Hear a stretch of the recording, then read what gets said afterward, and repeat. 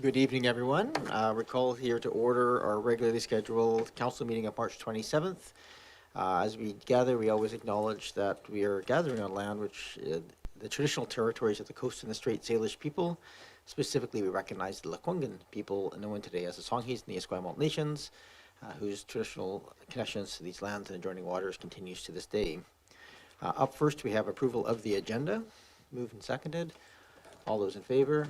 Any opposed? None opposed. We have adoption of minutes. We can do both of the March 13th minutes together, moved and seconded. Any corrections, changes, or amendments to those? Not seeing any, I'll call the question. All those in favor? Any opposed? None opposed. I have moved receipt. We can do the two March 16th and March 20th together for receipt, moved and seconded. Generally don't have any questions since you've already looked at these. All those in favor? Any opposed? None opposed. Those carry. Rise and report. It isn't entirely clear from this, but because it's, even though it's coming from, it's a rise and report, the motion actually has to be made. So can I get someone to move those, that resolution, the council approved the building envelope, etc. Moved, seconded, thank you. Any discussion on that? Seeing, yeah, go ahead, Councillor Watson. And yes, and I'm sorry to even be asking this question because I was not able to attend that meeting, but I would just like to understand, it may be from you, Mayor, or maybe it's from Director of Corporate Services, how we ended up with 3 items and not 5. I wondered about the dock works and why not all of the building, all the conditions studies have been requested at the present time. Sure, I can do my part here on that one. There was 5 items that were potentially there. 4 are in this list. The one that was not, as you point out, was the docks, and the rationale at that point. The docks don't belong to us, and there's still 5 years left on that piece. So at this point, it was determined that it wasn't necessary at this time to do that assessment, especially since the condition may change considerably over the course of the 5 years. Thank you. No problem. I hope that adequately captured it. All right, so the motion's on the floor. Any the discussion? All those in favor? Any opposed? None opposed. That carries. We move to item number 6, Mayor's remarks. I don't have much today, but I just wanted to thank the Victoria Sketch Club. I think most members of council managed to make it down to the show last week. There's an amazing group of talented artists, and every year they have their show and sale at the Glenlyon Norfolk School auditorium, and I just want to express my appreciation to GNS as well for hosting that event. It's a real lovely community activity. We move on to public comment and question period. So members of the public who are here or online can call into the if you're on the watching the Zoom, you can call the 1-855 number and go through the meeting ID and passcode that's on the agenda. Hit *9 to raise your hand, and we will take your comments and questions. We do have members in the audience here with us tonight. So the order of procedure, you can come up and have a seat at the desk. And all you have to do is just state your name, your municipality of residence. You don't have to give your full address, just municipality. And then I'll welcome you, and then you have 3 minutes to address council. Oh, yes, you have to turn on the microphone. And I just ask that you direct your comments through me as the chair. That's it. Welcome. Thank you, Mayor Murdoch and Council, for allowing me to speak this evening. I'm here with my wife, Dana Stevulak. I'm Michael Stevulak. We live on 677 Beach Drive. We're longtime Oak Bay residents. I've lived in Oak Bay for 37 years, and my wife has lived in Oak Bay for her entire life. The reason I'm here this evening is that I would like Oak Bay to adopt a derelict house bylaw. We have, rather surprisingly, in Oak Bay, we don't seem to have any ability to cope with derelict properties. I happen to live beside one, but I'm not here just speaking about that one property. I'm speaking in general. I see the frustration of the police department, the fire department, in dealing with the particular one beside me. They have no teeth to do anything about the problems there. These properties, this particular property is consuming a disproportionate amount of taxpayer resources. It has had numerous, when I say 20 over the last few years, calls from police and fire department to attend. It is abandoned. There's nobody that's lived there for probably 7 years.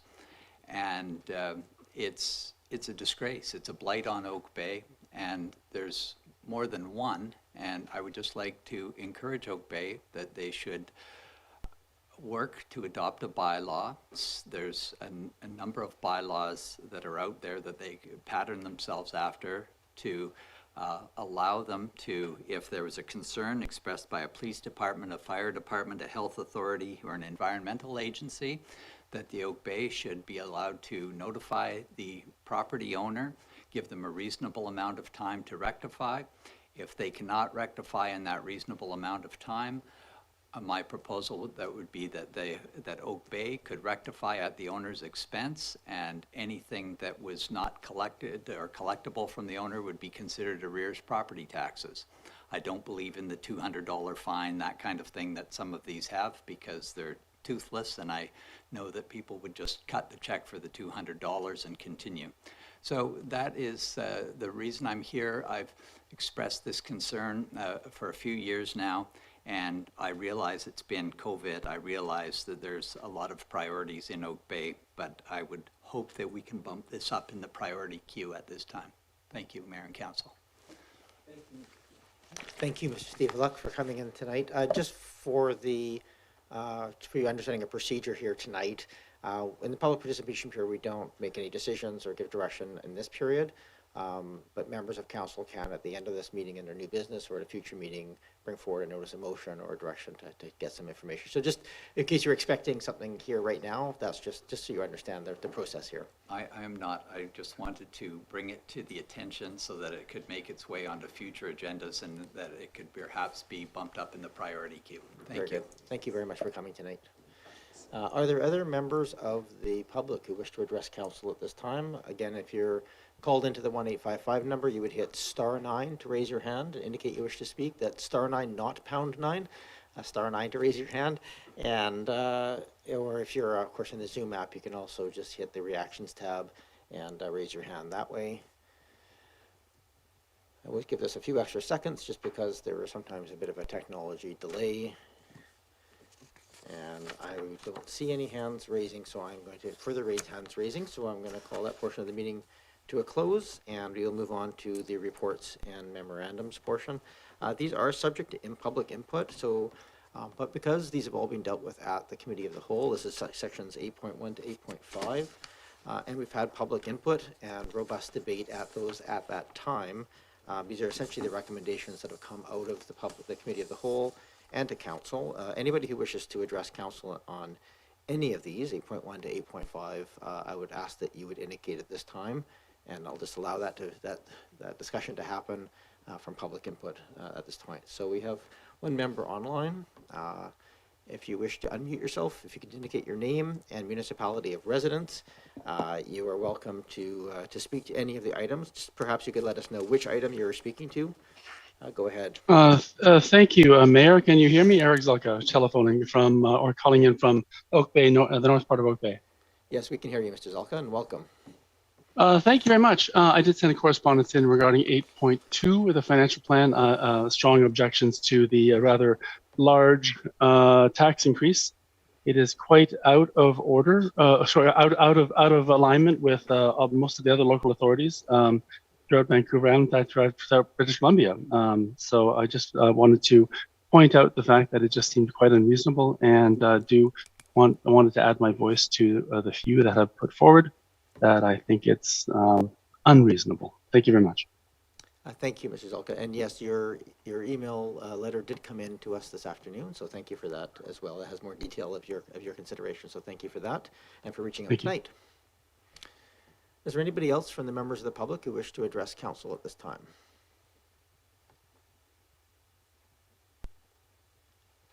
Okay, again, anything on items 8.1 to 8.5. If there is anybody who's calling in a bit late, by all means, still just raise your hand and we'll stop the conversation at that time and go to you. But at this point, I'm going to walk through these items reasonably quickly. Item number 8.1, we just need the, basically move, just, all we have to say on these ones essentially is move the recommendation. That came from committee of the whole. So Councillor Appleton, seconded by Councillor Green. That's 8.1 for the public library budget approval. Any discussion? All those in favor? Any opposed? Not opposed, that carries. 8.2, financial plan, moved and seconded, thank you. Those are the recommendations guiding to that. Go ahead, Councillor Patterson. Yes, Mayor, the fourth recommendation I will not support, so I would ask that you accept these perhaps individually. Okay, that's absolutely happy to do so.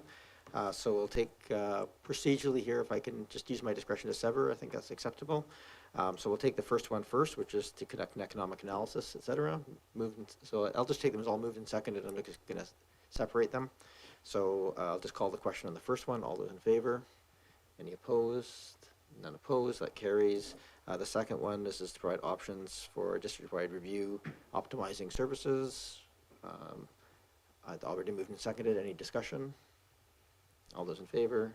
Any opposed? None opposed. That carries. Number 3, utilize 2023 non-market change.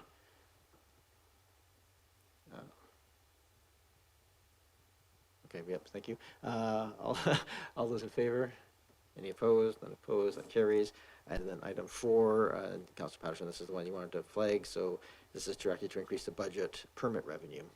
So it's moved and seconded. Do you want to speak to it, or you had the chance at the other meeting? Do you wish to add anything? Yeah, I did speak to it earlier, and I felt that it was not good policy and supported our Chief Financial Officer's recommendation against. Thank you. Thank you. Any other discussion? All those in favor? Any opposed? Councillor Patterson is opposed. I got you, don't worry. That the draft financial plan be revised to reduce the new staffing component portion. Moved and seconded already, so any other discussion? All those in favor? Any opposed? Not opposed. Carries. Moving on to 8.3. We have sidewalk patio expansion program. I think this one we can just, again, move the recommendation. Moved and seconded. Any other discussion? Councillor Watson, you missed a very robust discussion on this one, I have to say. Oh, you were here for this one, okay. All right, then, all those in favor? Any opposed? None opposed, that carries. And then the Council Code of Conduct Review, moved and seconded, thank you. And is there any other discussion on this before I call the question? All those in favor? Any opposed? Not opposed, that carries. Moving on to requirements of the Accessible British Columbia Act. We actually have it here. I just realized the recommendation to receive, but we don't need to have that one on this one, do we? No. Okay. So just basically the recommendations following that. Moved and seconded. Yes, and I have a question. Yeah, absolutely. Go ahead, Councillor Green. Thank you, and through you to staff. If we're proceeding with a committee structure and we have people from the community in mind, and I know Councillor Braithwaite mentioned someone and I have a couple of people in mind, how would we refer them, or what would be the best option to provide information to them? Thank you. Go ahead, Mr. Coates. Thank you, Your Worship. Through you to Councillor Green. So a little early in the process, certainly, based on the report that Council considered, but nevertheless, there will be a public engagement campaign that would be started in the interim. If folks are interested in expressing their interest in participating, they're welcome to contact corporate services and let us know about that. But when we come back to Council with the recommendations and proposals for the committee structure itself, I would anticipate there will be an outward engagement around recruitment on that. But nevertheless, if folks want to let us know that they're interested, we're happy to take their name at this point. Thank you very much.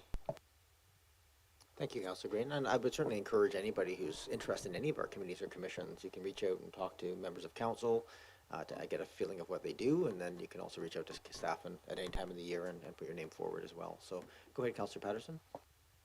Yes, Mayor, and I just would like to raise once again that prior to the committee being established and having terms of reference, if there are any projects that the district is undertaking or are proposed by members of the public, perhaps for support of the district initiative, that we have some way of understanding what any accessibility issues are with the project and how we work around that in the interim if we don't have a committee established.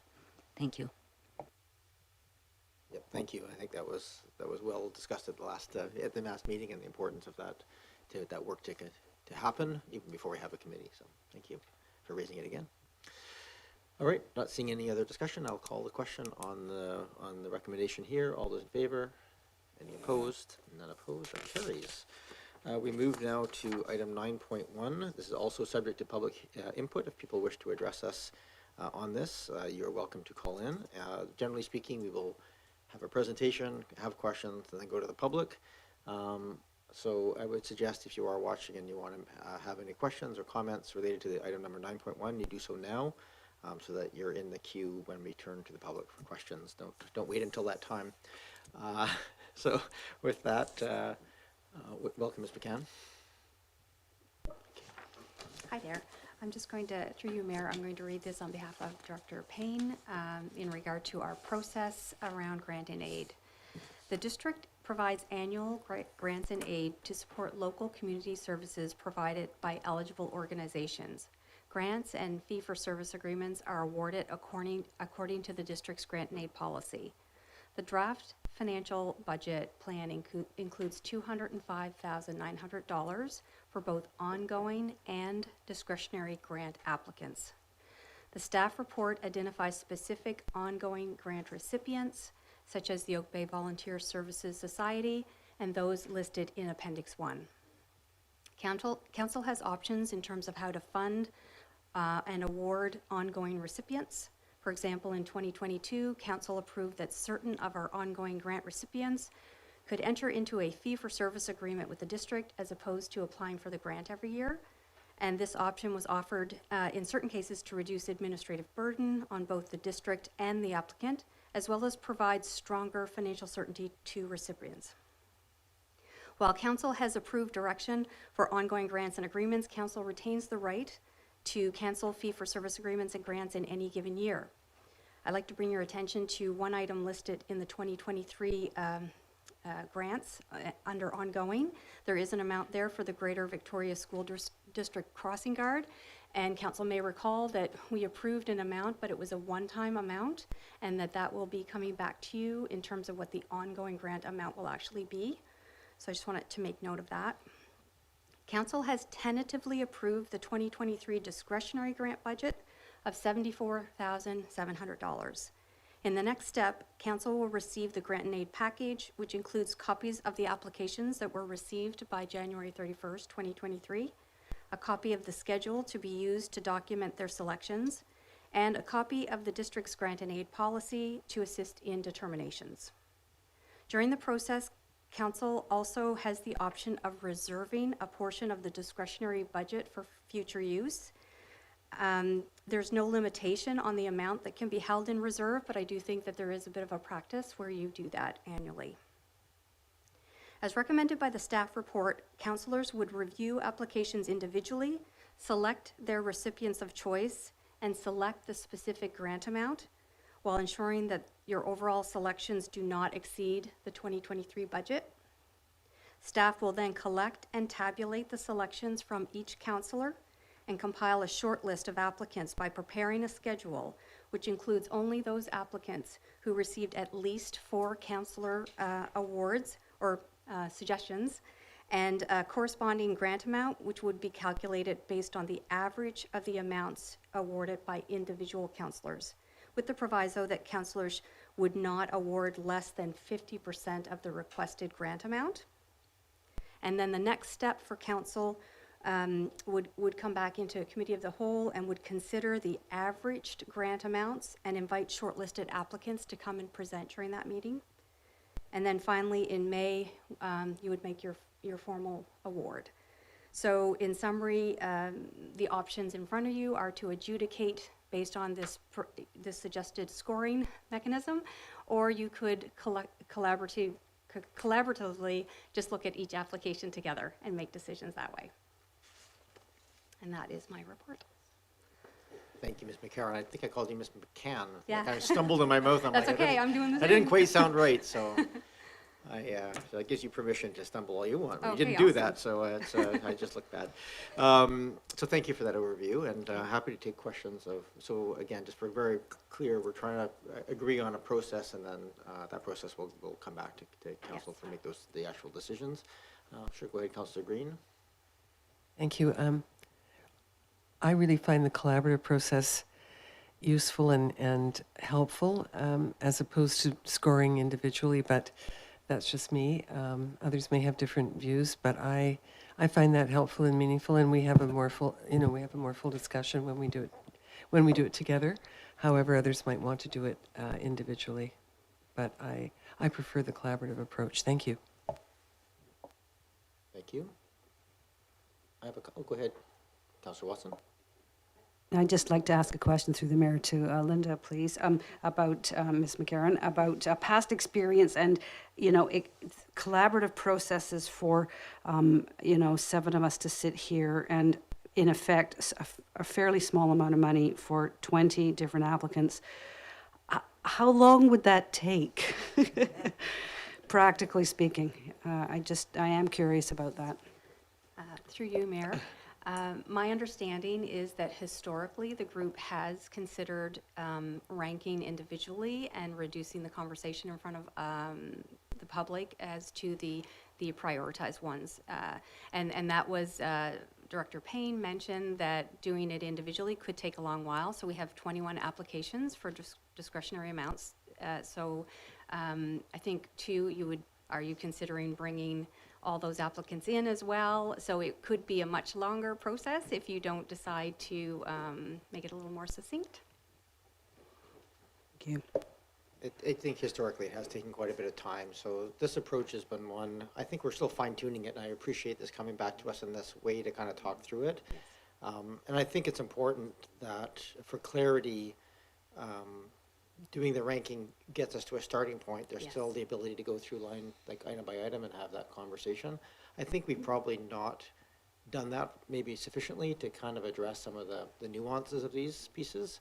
So I think that's a side piece of that. Go ahead, Councillor Smart, and then Braithwaite. Oh, sorry,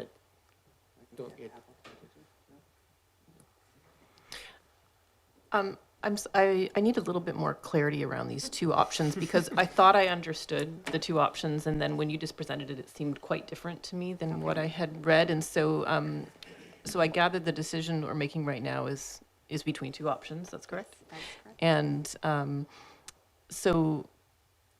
And there's a preferred option being presented, which is being called a collaborative option. Could I just have you outline that once more, because I just don't feel like I'm fully grasping the details of it. Yes, through you, Mayor. The idea is that individually, each of the councillors would review all of the applications, and you would make a selection from those applications individually and up to the maximum amount available in the budget. And you have options to choose both the applicants and the amount of the grant to offer to each applicant. And there was a recommendation by Director Payne that should equal at least 50% of the ask to make it valuable to the applicant. And then to summarize, we would look at the entire list ranked by each councillor and assume that the applicant that could show up on the short list would be someone who had at least 4 councillors supporting that application. And then further to that, with the actual amount of the grant that would show up on the short list, that would be the sum of the averaged amount of all councillors who voted for that applicant and the amounts in which they voted. Does that make sense? Very much appreciated. Okay. Apologize for making you go through that again. No. Very clear now. Can I just do a quick follow-up on that? So thanks. Just out of curiosity, in that scenario, because one of the things we've struggled with in the past is we've used up all the money, and then people are making good cases that they really should be, instead of getting 80%, they should get 100%, and then we're like, well, what do we take away? And it becomes a sort of time-consuming. So I'm just curious, is it a reasonable end of that model? Is it expected that there'll be a number at the bottom of the list that might get a few pieces but won't make the short list, and so those monies become free to be reallocated? Or is the consideration that perhaps we ask everybody to allocate, say, 90% of the total amount available, and that gives us a bit more wiggle room in the day to just say, okay, let's just add another $1,000 into that one and be done with it, as opposed to debating the $50 increments. So I think those are great comments, Mayor. In this process, there's a couple of things to consider as well. So all applicants need to be measured based against the district's policy. So for instance, after doing that exercise, you might end up having sufficient room to give everyone 100%. So I think that it's by trial and error, but certainly if we came back and there was an amount of money, you could choose to reserve that to be used later, or in addition to that, you could instruct the team to leave discretionary room in their personal lists so that you're assured to have room at the end to reserve for later. sorry, go ahead, Councillor Braithwaite. Thanks so much. I totally hear what Councillor Green is saying. However, I do like the approach where we look at it individually, because, and the reason for that is because then we can pull out the ones that we do want to have more fulsome discussion on. And so when there's easy ones, that I won't mention any names, but say ABC, who comes to us every year and we know the good work that they do in the community, and they always ask us for $2,000, and that could be considered an easy one. That one we don't necessarily have to have a conversation about, but when a tougher one comes up, XYZ, and asks for $20,000, which is a large portion of our budget, then we can have a more fulsome discussion around the table. So I actually like the way we have done it in the past few years, having sat around the table where we did each one individually, and it took a really long time. But I do like to hear, sometimes I don't have information on these organizations as much as my fellow colleagues would, so I like to hear that conversation. Thank you for that, Councillor Braithwaite. Before I go to second-time speakers, I'm just going to look around. Any other questions, or we're doing comments and questions at this point, so we'll do both. So go ahead, Councillor Appleton. Thank you, Your Worship. I'll be brief. I concur with Councillor Braithwaite, having encountered both types of process. They do have their pros and cons, but I tend to agree with Councillor Braithwaite that we arrive at a fairly decent compromise solution fairly easily this way, and I agree with the Mayor.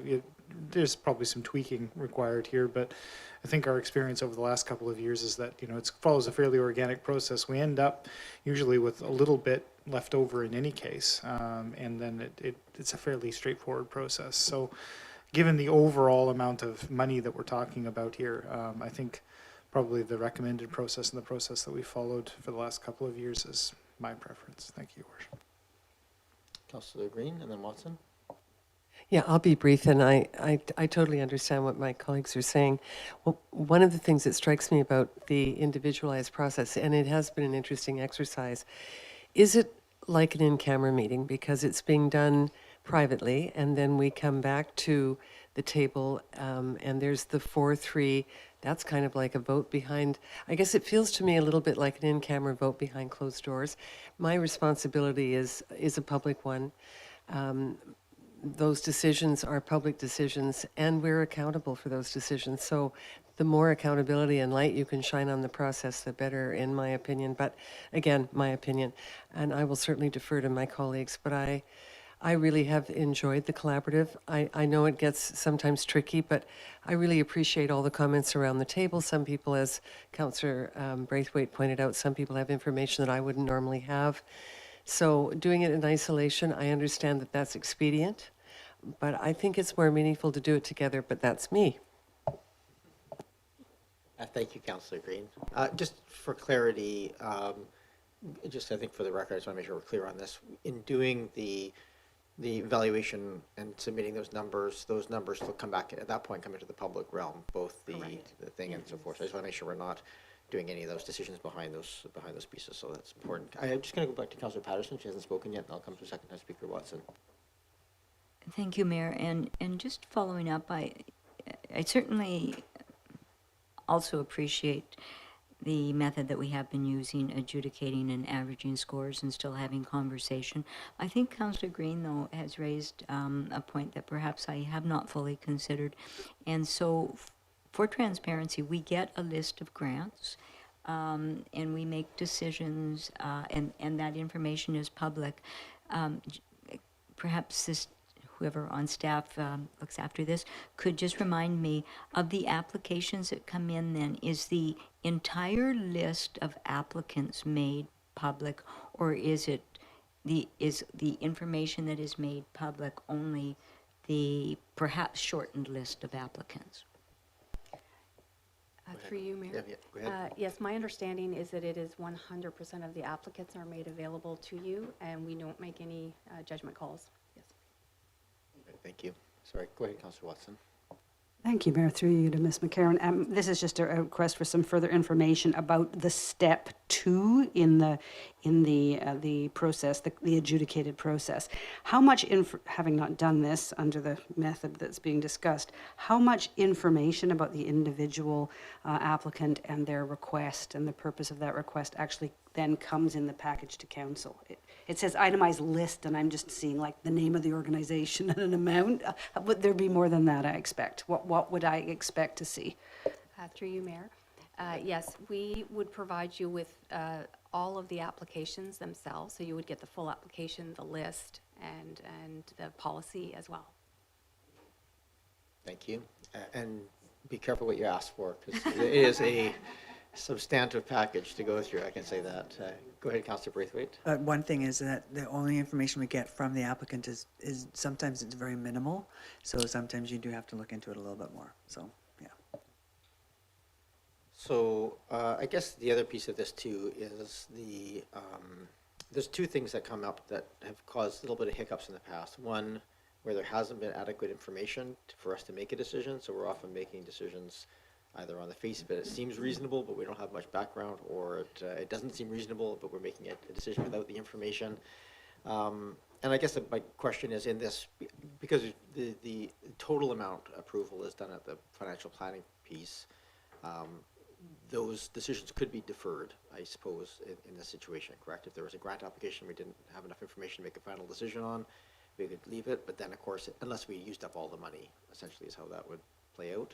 Yeah, so if I can clarify that I understand the question, it is about an application that comes in with insufficient information. And on that measure, I'm not sure historically what council has done. I'm assuming it's a bit of a competition, and so the applications would generally be on the merit as they're produced.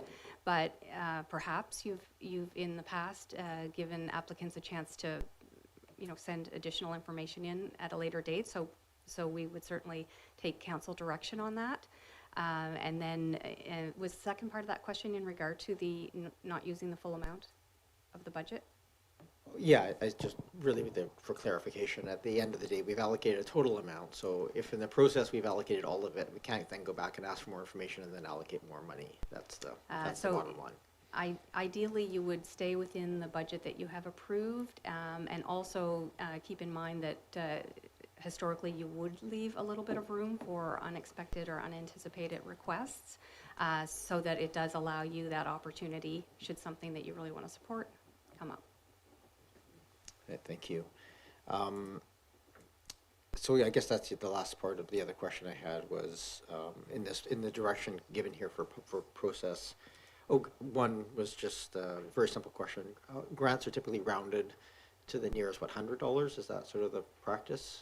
At one point we ended up with like $87.50 going to grants, and it became a bit silly. So, what is the rounding that we're recommending? I believe that we will be providing you with a list of the actual grant amount request. Right. So I'm not sure whether council, but because you have the right to offer any amount, not just the amount asked, you could certainly have that standard. I'm not familiar with what your historical practice is, but that seems reasonable that you could round it and come up to the number.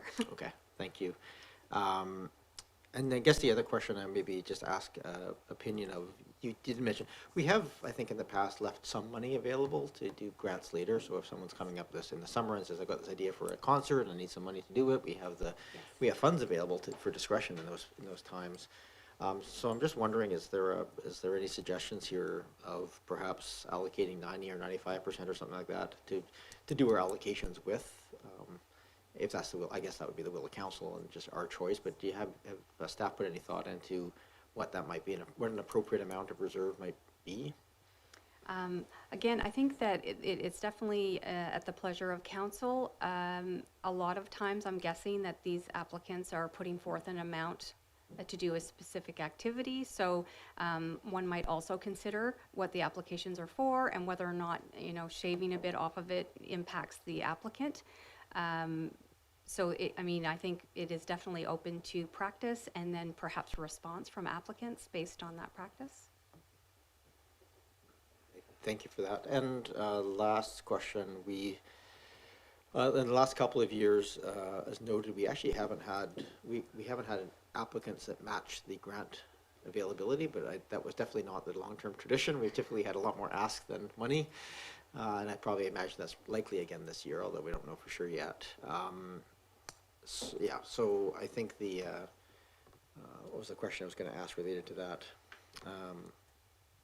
Oh yeah, so I guess in those scenarios, we did have the opportunity to have the applicants. In fact, back in the day, we used to actually have them all come into the room and present, which took very many hours. But I'm curious if there's any suggestions on how we might seek additional information. Is that just better to be done if individuals, you know, they see missing information, they could just put that question back to staff to pass on to the applicants to provide, so that we have that information in our package at the day of, or invite them into the meeting, or any thoughts been given to that?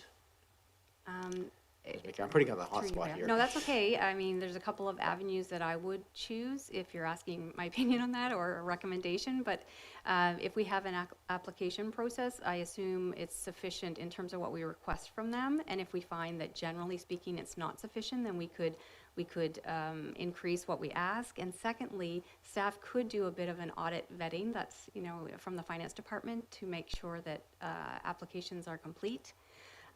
So that it doesn't happen to council that they get in there and there's a lot of blanks on an application. And then certainly, as you mentioned, having applicants come in and present is definitely also at the pleasure of council. Pleasure is stretching, perhaps. Yeah. Council Braithwaite. Thank you, Mayor. I think in the past, I think what we've also done is we've let the applicants know on the evening that we're doing those, looking at those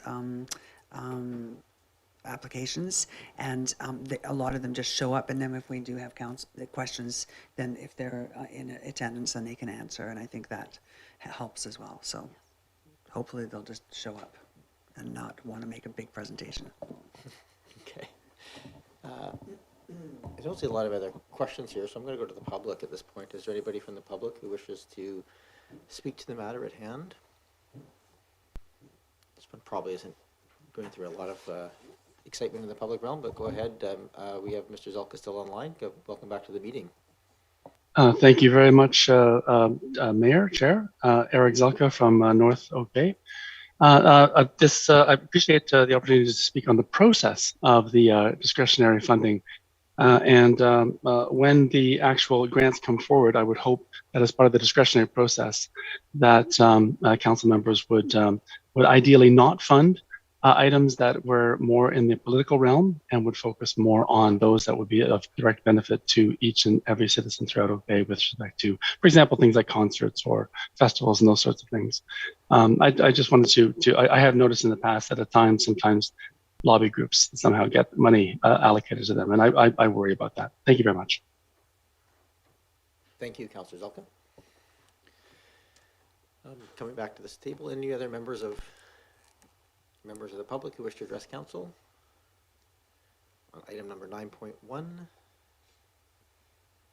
don't see any. So, back to this table. Go ahead, Councillor Appleton. I just move receipt, Your Worship. Receipt. Moved and seconded. Receipt of the report. Any discussion on the receipt? Any motivation? All those in favor? Any opposed? Not opposed?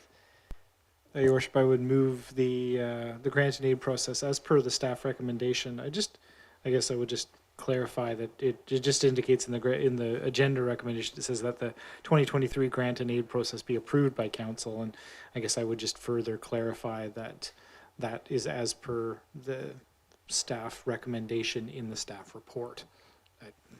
it's just extra clarification, but because there's a little bit of ambiguity about different options here, I just wanted to talk about, that the recommended option in the staff report is what moves forward.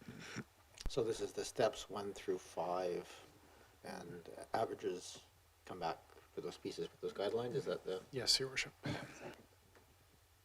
Okay, moved and seconded. Discussion. Go ahead, Councillor Smart, then Watson. So my understanding is then that we're approving the recommendation as described step by step, but that within that it's giving us, in a sense, a little bit of option 2, which is to adjudicate application by application. I'm just confirming.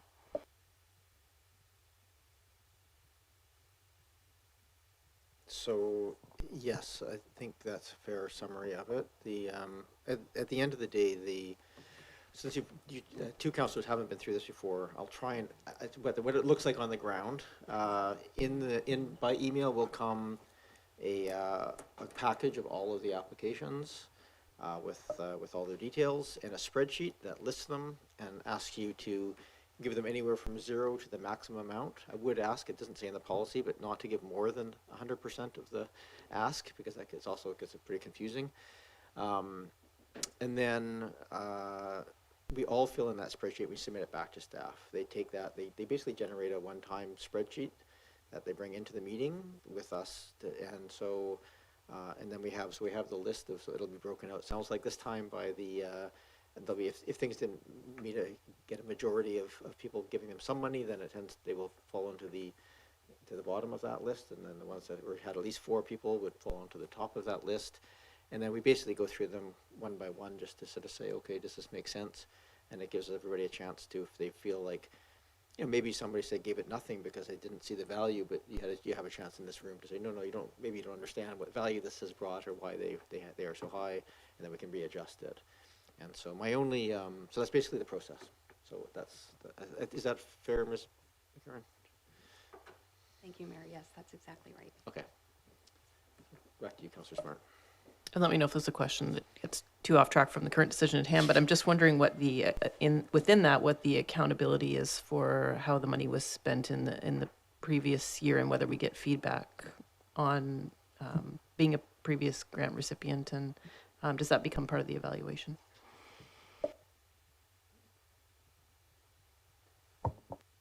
Karen? Through you, Mayor, can you just clarify the question again? I'm just wondering, is there an accountability portion with some grant programs? I know that at the end of utilizing a grant, you are to submit a report at the end of that describing how it was utilized. And I wonder if that happens and we receive that as part of our information to consider going forward with the grant for the next year, how well utilized the grant was utilized previously. So the grant application form makes that request. So if you've received the grant in previous years, how was it used is part of the question. It's on the form. Shouldn't have memorized forms. This is a very bad sign. I spent too much time here. Okay, I have, thank you, Councillor Smart, and I didn't have a speaking list on this, so, Councillor Watson, that's right. Thank you, Mayor. This is just a slight follow-up on the good discussion we've just been having. I understand the process. My questions have been answered, but I do then just want to confirm. So the deliberation and my spreadsheet results really are part of the public record. If somebody wanted to request them, they can see exactly how I have made a determination at home on my own time with my cup of tea and my pile of, okay, thank you.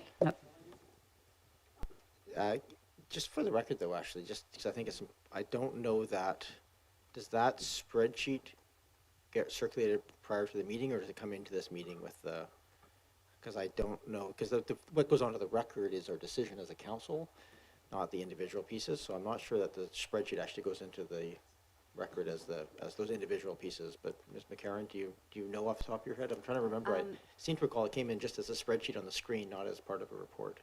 Correct. I do believe that the spreadsheet would come in and it would have the averaged amount and sort of those which received 4 or more nominations, but it's possible that the entire list would be there, and for the public record, I know there was a list last year. I'm sorry, I'm not 100% sure. I can go back and find out those details and share it with you. If I might, I think it would be probably appropriate in the report coming to council to have the summary of what was, of the draft. And then, so that's, we all see it ahead of time, can think about it. Yes. And then when it comes to the meeting, we'll have the spreadsheet just electronically, so it's not broken out by counselor. Because I think, to the point is, we don't want to be seen to be having made decisions ahead of time and still have an open mind to that. So I think that should inform it, but not the decision-making until we get in here. Okay. Anything else, Councillor Watson? Councillor Green, you're there. Oh, sorry, I had Councillor Appleton first, and then. Thank you, Your Worship. I just wanted to add to what you had said for contextual pieces, but potentially also for the new councillors as well, to the process, that we have, I guess it's important to note that in previous versions of this process, for transparency, all of the submissions come before council, but council has elected to not entertain certain funding applications entirely.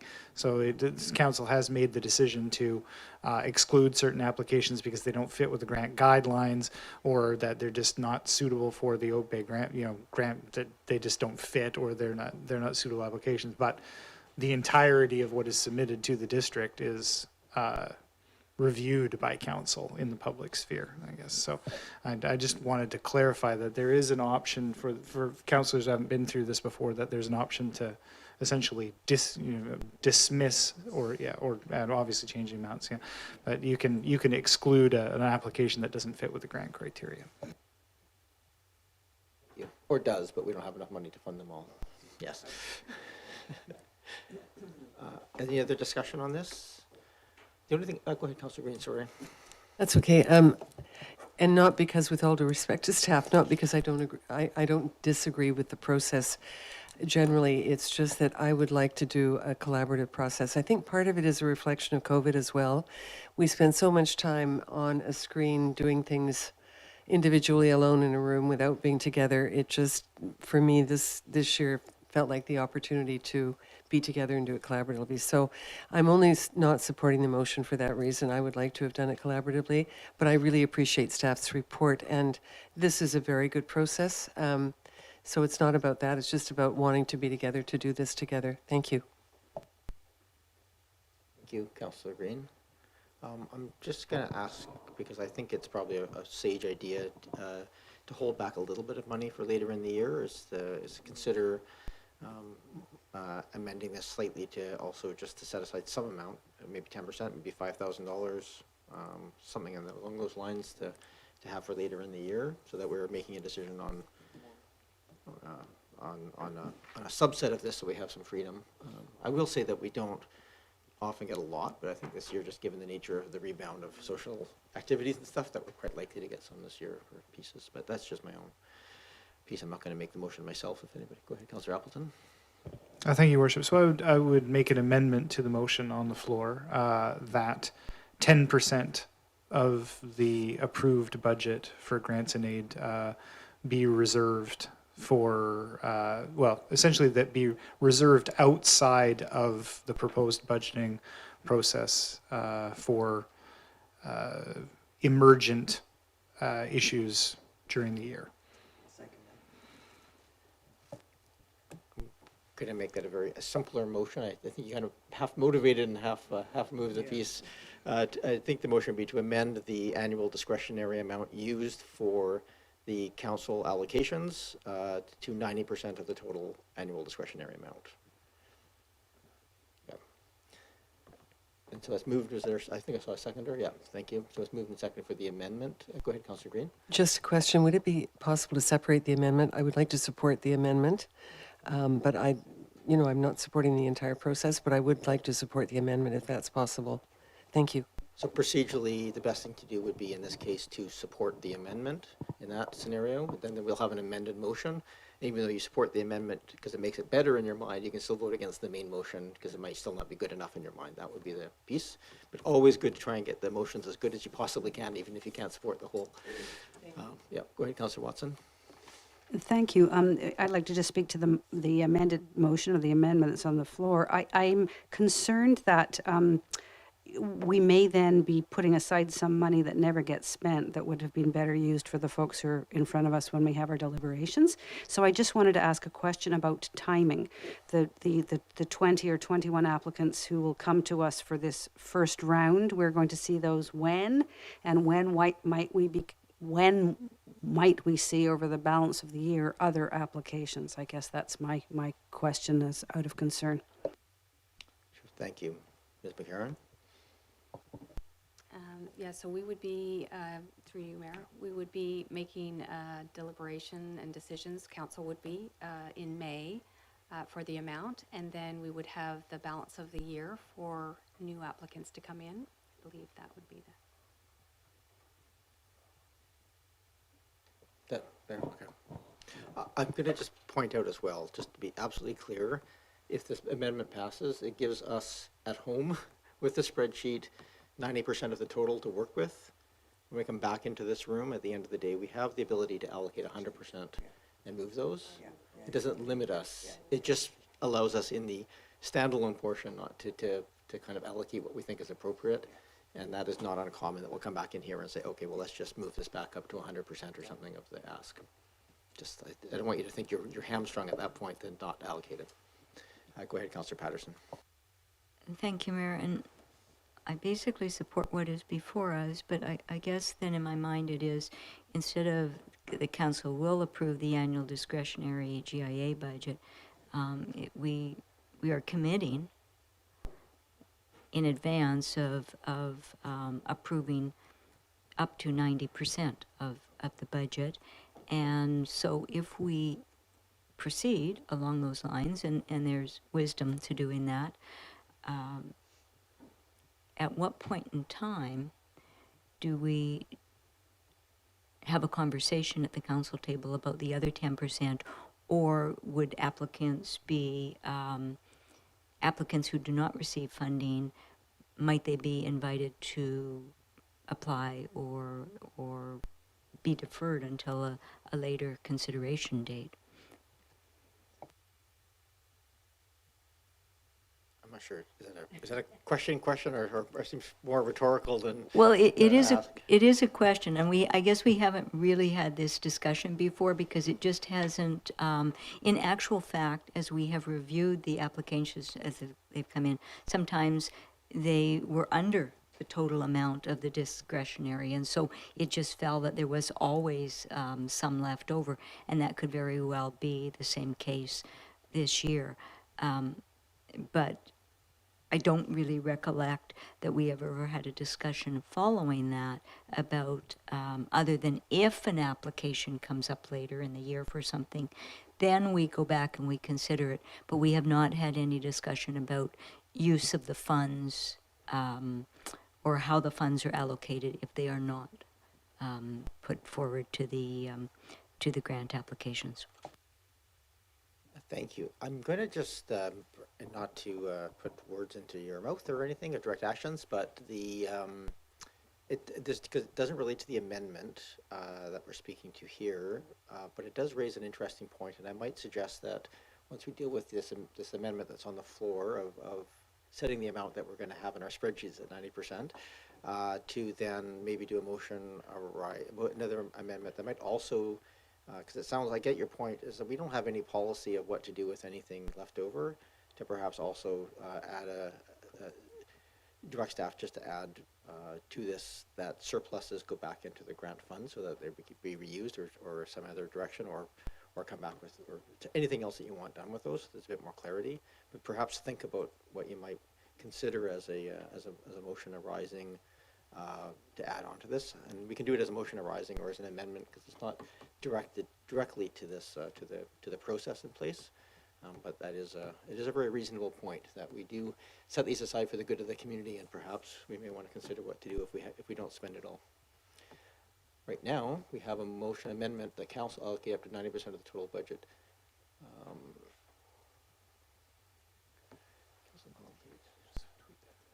Yeah, the council allocate up to 90% of the.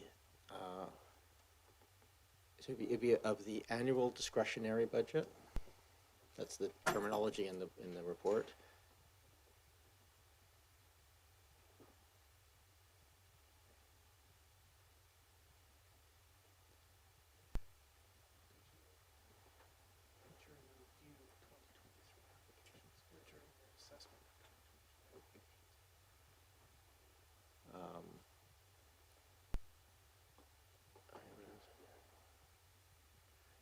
Yeah, I think probably to,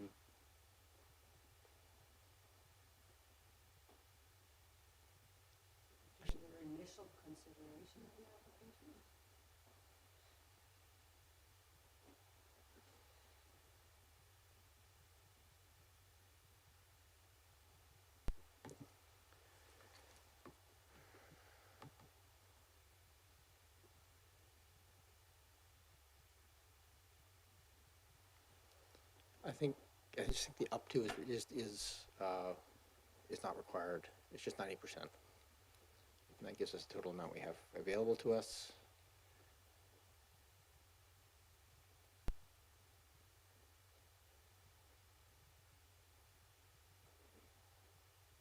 I think it's actually the other way around, to initial consideration of applications received.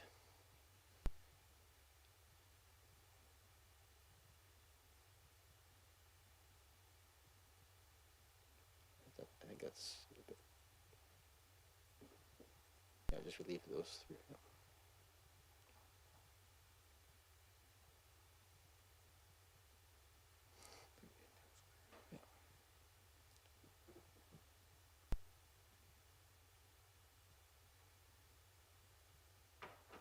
I think that's clear enough, is it, to everybody? Basically that, yeah, okay. Got nodding around the table, so mover and seconder, we're okay with the wording? Okay. Great, so the amendment's live on the floor. Is there any other discussion on the amendment? I will call the question then. All those in favor? Any opposed? That amendment carries, so we have a motion as amended. Is there additional? Go ahead, Councillor Patterson. Yeah, thank you, Mayor. And just a motion arising, because I do support this, but a motion arising, and it may not be needed. We will see when we do it. It would be an amendment at this point, Right. so we have a live motion. Yeah, okay.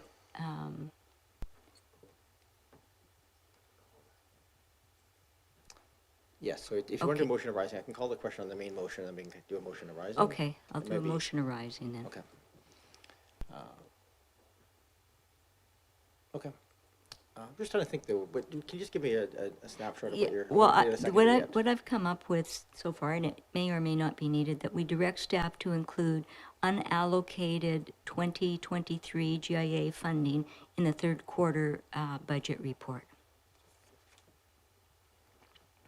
So if we have anything that is unallocated, it would be itemized as a separate item in the, no later than the Q3 budget report. Okay, so I will treat that as a motion arising, because I don't think it's an amendment to this motion, it's a secondary direction. So we have the motion that's on the floor right now. Is there other discussion on this as amended? Go ahead, Councillor Watson.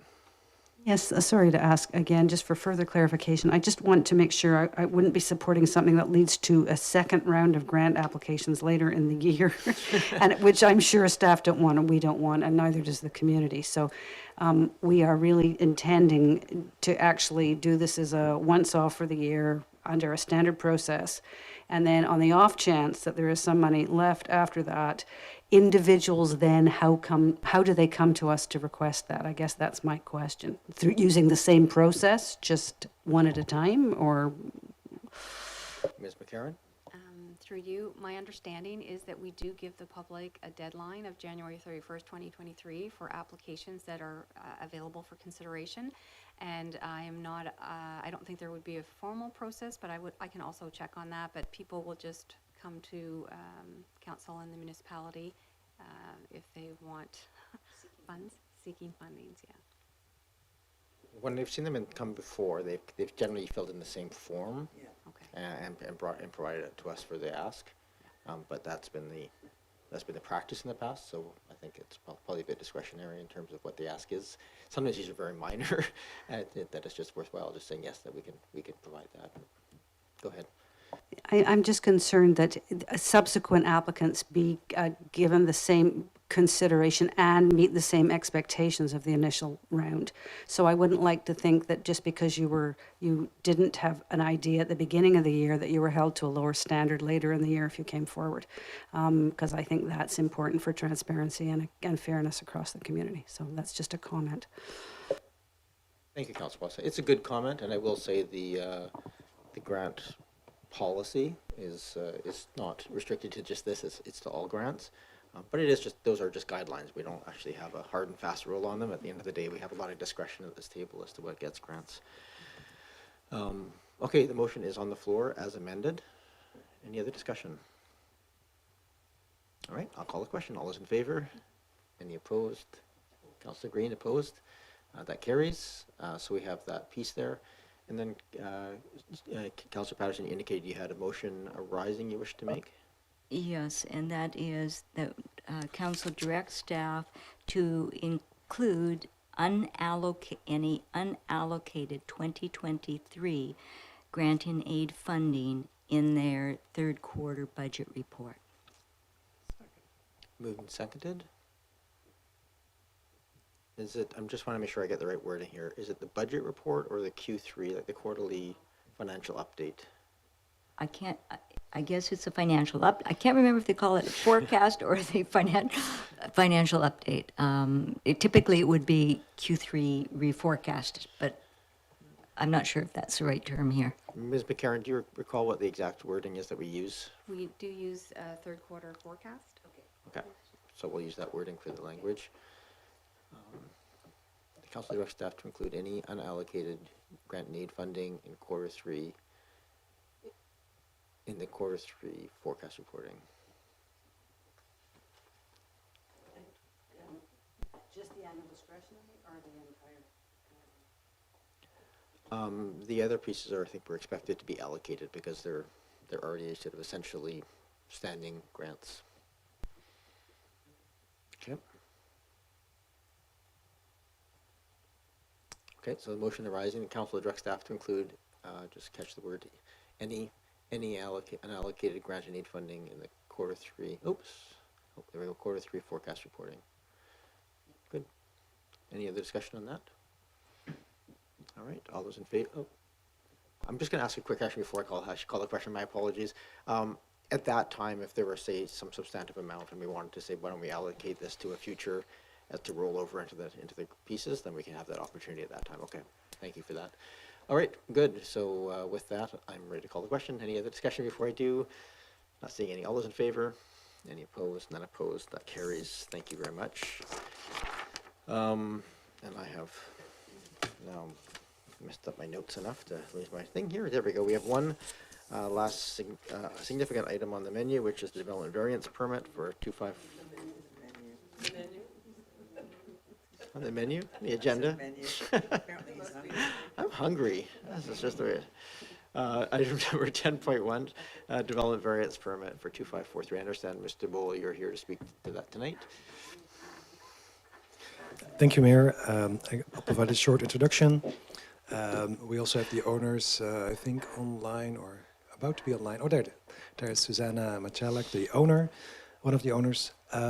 This variance was in front of you late February, but at that point to start the notification process, and at that time we did go through a number of questions and information on this property and the proposal to reduce or eliminate the requirement to have parking inside the building and instead rely on 4 parking stalls at the back of the property on an existing paved area. And the notification process has been completed, so that means that in this case 26 properties received a notification from the district.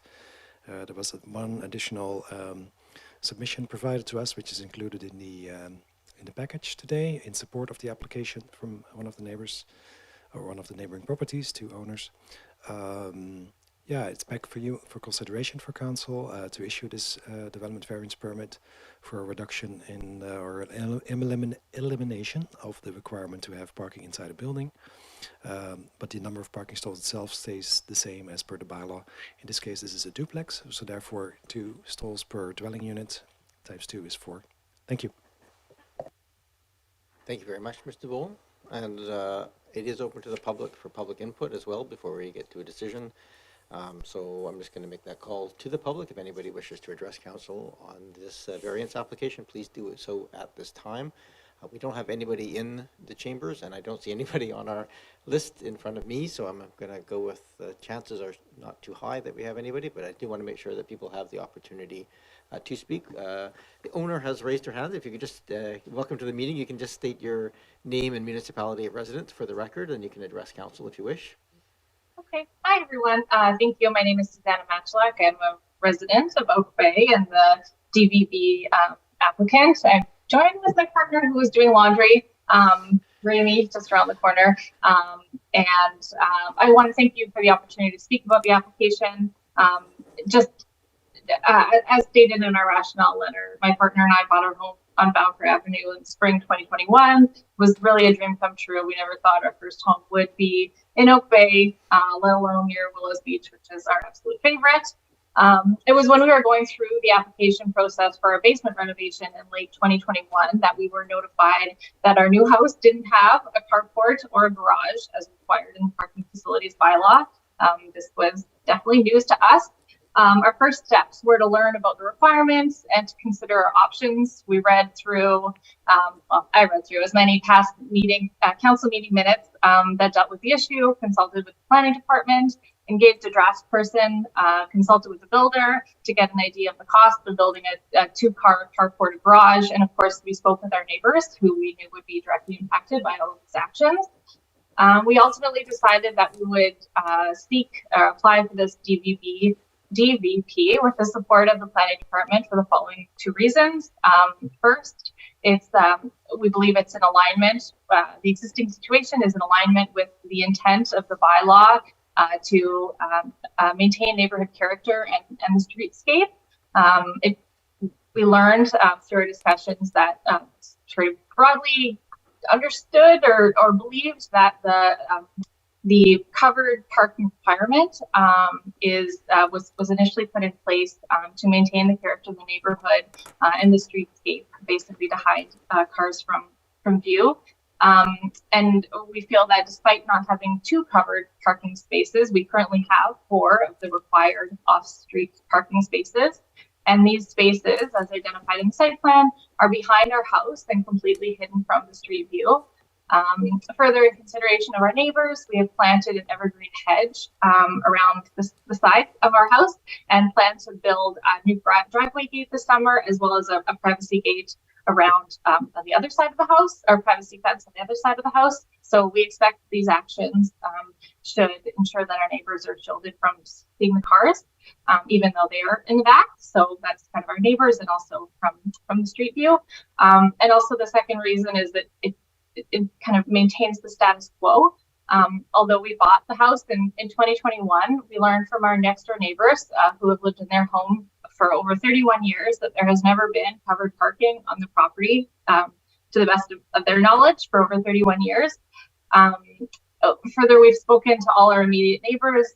They're in support of the application, and we provide letters of support in our initial application package.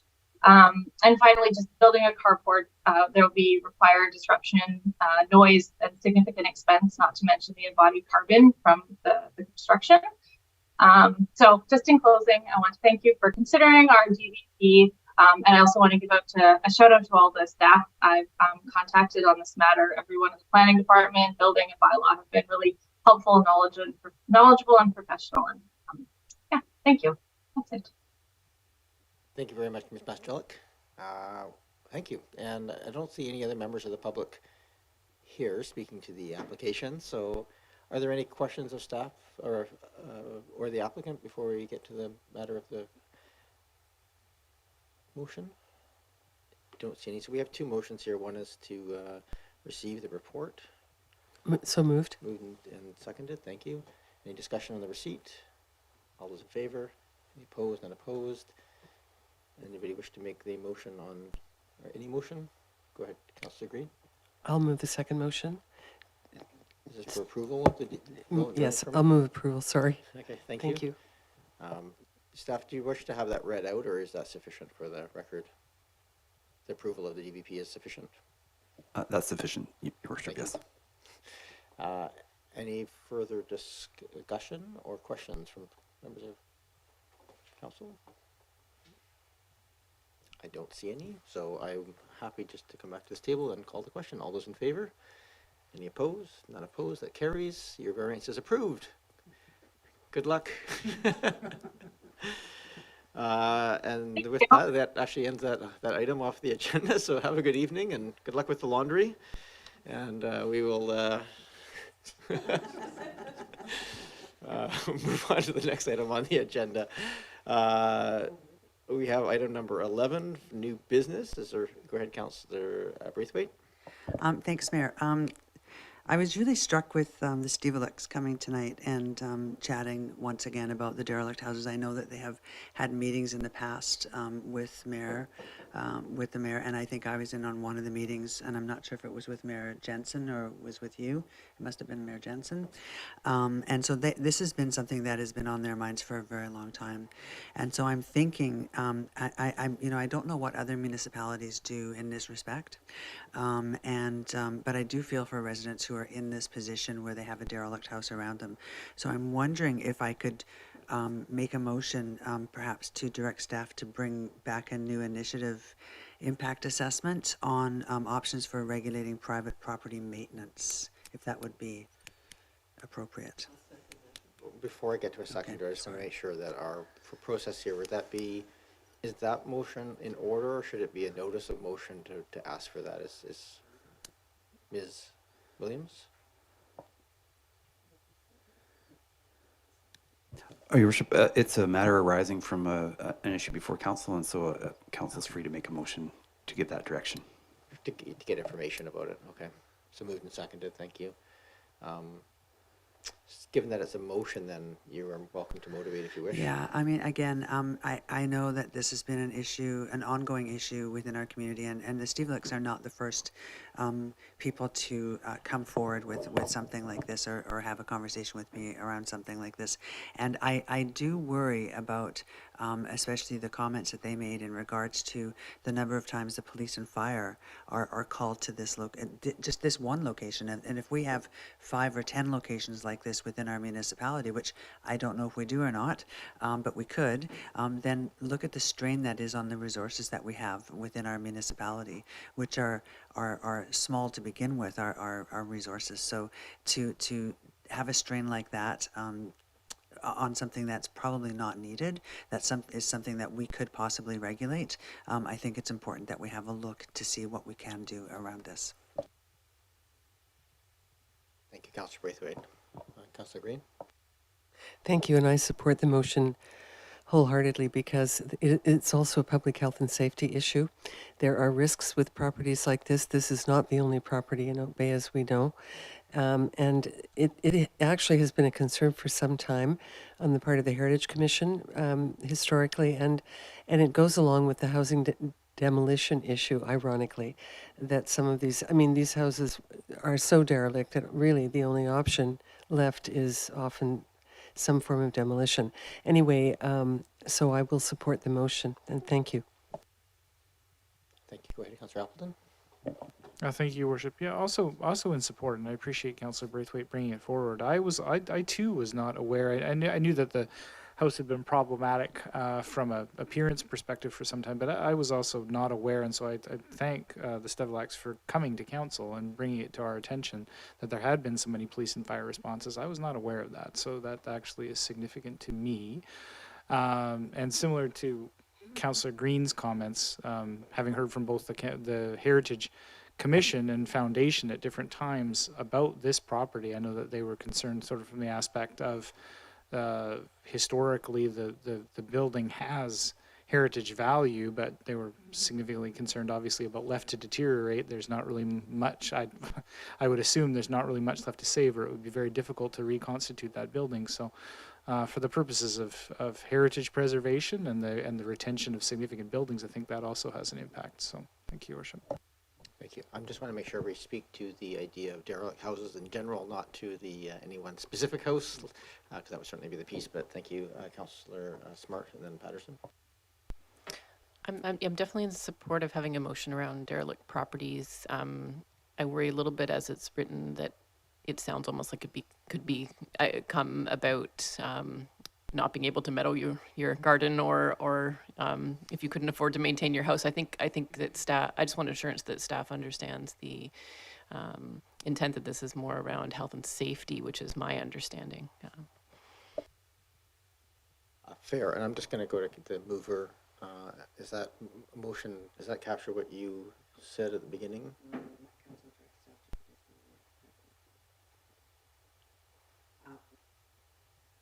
Yes. Yeah. Okay. Yeah. I mean, I guess we could put, yeah. Is there standard language around If there is standard language, that would be good. housing pieces? Like, go ahead, Mr. Coates. Your Worship, yeah, I think property maintenance is a broad term, and it in the modern context has more to do with the building than it does the land.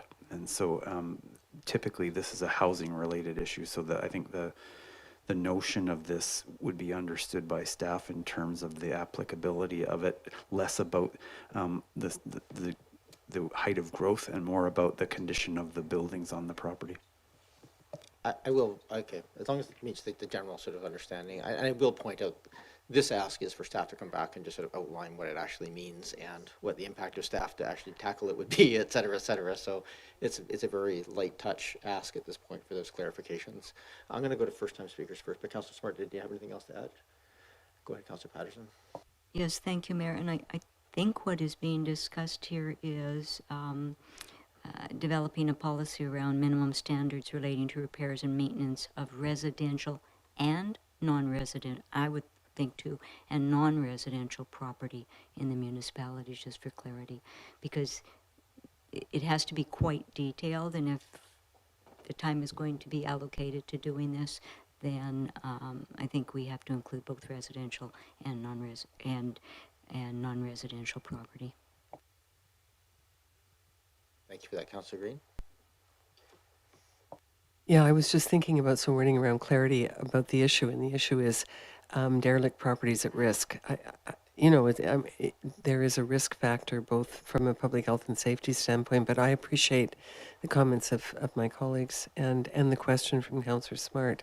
We want to be careful. We're not talking about boulevards and gardens, that we're talking about the structural risks and safety of a building and or property. I think, good, thank you. Councillor Watson? Yes, I just wanted to flag, as we're talking about this, that the community charter does give us the ability to declare nuisances for things, and the charter itself even goes to the fact that they can declare things a nuisance and then impose remedial action requirements on them. So you can ask that certain things be done to correct the situation. That does require a bylaw, and if we don't have one, maybe, yes, we should be looking at that. But just so you know the flavor of this, that even in the charter it says that if it is respect to a building or other structure or erection of any kind, that the declaring it a nuisance can apply in relation to a thing that council considers is so dilapidated or unclean as to be offensive to the community. So that, if that's the direction we're steering in, there are definitely authorities for us in the charter to do that. But I just want to make sure that you've raised safety. That's not quite the same thing as not meeting some community standard. So just raising that point. I'm just going to, before we get too far into the weeds of this one, I think those are the sort of the kind of things we'll come back and say, here's the bounds that we have control over. If you want to do, this level of control, we could do this in this amount of time. If you want to do more fulsome, then it would probably take public input, et cetera, add that much time and that much cost, and here's our workload. It's just kind of an ask at this point. So I appreciate, I think these are helpful consideration pieces. We're clarifying the ask. But I don't want us to start delving into the meat of it too much at this point. Just if it meets the expectation, then let's do it. If not, let's not. And before we go ahead, Councillor Smart. Could I just have clarity on what will be in the agenda as far as, like I see that the title of this motion is derelict properties, but I'm just wanting to make sure that somebody reading the meeting minutes will understand that this motion is in regards to derelict properties. Can I just have some clarity on how this will appear on the agenda? Minutes. In the minutes, yeah. I don't think it would have a title, would it? We don't normally assign titles to motions. We just have the motion arising under new business.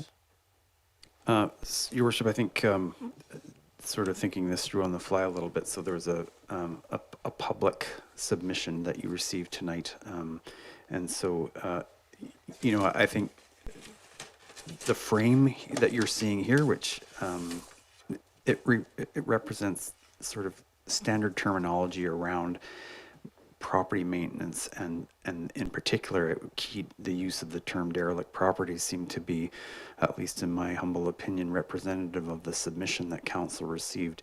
And the problem is trying not to make jargon out of this, but nevertheless, it is about properties that are, I think, as Councillor Watson indicated, quoting right from the legislation, dilapidated and in poor repair. And so in other municipalities I've worked in, these are the terms that were used to frame these items that the council's considered. And it is somewhat the industry standard from my understanding at this time. Councillor Smart, is that? Yeah, no, so if I understand, the term derelict properties will appear on the minutes, and therefore I could support the motion, just so that's clear to the public. Would this appear in the motion then, just for clarity, Mr. Coates? Your Worship, unless council directed that it be represented in a different way, yes, it would. Okay, thank you. And go ahead, Councillor Patterson. So clarification on this, if I might, Mayor, and that is, because it says property maintenance, and that would, are we inferring by that is land and buildings? Mr. Coates?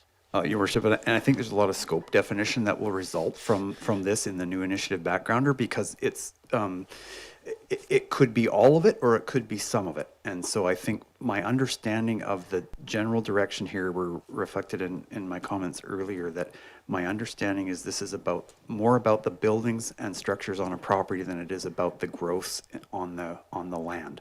And so when that new initiative backgrounder comes back to council, I would imagine that it will represent the breadth of scope that council has authority over, and council can make decisions on refining that scope and paying attention and focusing work, if it's chosen to be done that way, on what council is specifically interested in.